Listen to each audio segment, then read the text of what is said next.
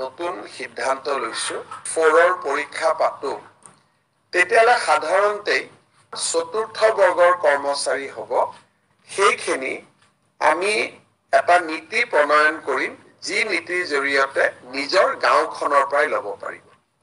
কিন্তু আমি ৰাজ্যৰ নিবনুৱা যুৱক যুৱতীসকলৰ বাবে এটা নতুন সিদ্ধান্ত লৈছো আপোনালোকে দেখা পায় যে আমাৰ ৰাজ্যৰ গাঁৱে ভূঞে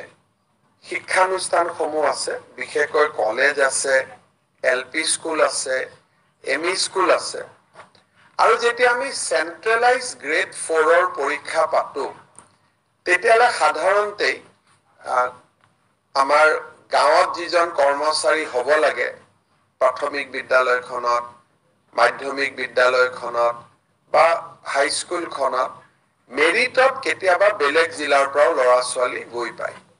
ফলত এটা হাৰ্ট বাৰ্নিং এটা হয় যুৱক যুৱতীসকলৰ মাজত সেইকাৰণে চৰকাৰে এটা সিদ্ধান্ত লৈছে যে LP school ME school higher secondary school এই তিনিওটা লগত যিমান চতুৰ্থ বৰ্গৰ কৰ্মচাৰী হ'ব সেইখিনি আমি এটা নীতি প্ৰণয়ন কৰিম যি নীতিৰ জৰিয়তে নিজৰ গাঁওখনৰ পৰাই ল'ব পাৰিব কিন্তু গাঁৱতো কাক ল'ব পাৰিব মেৰিটত ল'ব লাগিব এনেই ল'ব নোৱাৰে গাঁৱতো মেৰিটতে হ'ব কিন্তু আমি যেহেতু বহুত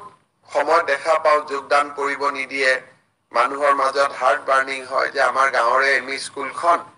নলবাৰী এমই স্কুল আৰু বৰপেটাৰ পৰা মানুহ আহিছে যোৰহাটৰ এমই স্কুল ডিব্ৰুগড়ৰ পৰা ল'ৰা আহিছে জয়েন কৰিব অলপ ল'ৰা ছোৱালীৰ মনত এটা হাৰ্ট বাৰ্নিং হোৱা আমি দেখা পাইছিলো সেইকাৰণে আমি এটা সিদ্ধান্ত লৈছো যে যিয়ে ল'ৰা ছোৱালী যি জাগাত স্কুলখন হ'ব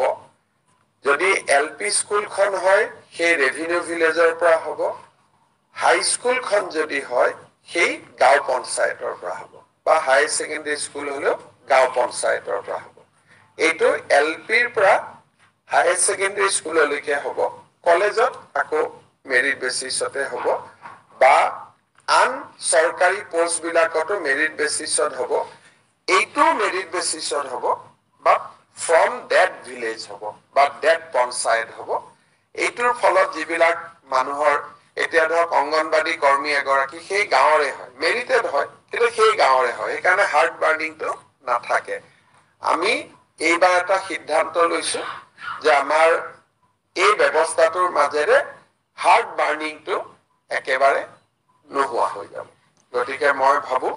যে অন্তত ইয়াৰ ফালৰ পৰা অলপমান আমাৰ গাঁৱত যিটো এটা অলপ মন বেয়া হৈ থাকে সেই বেয়াটো অন্তত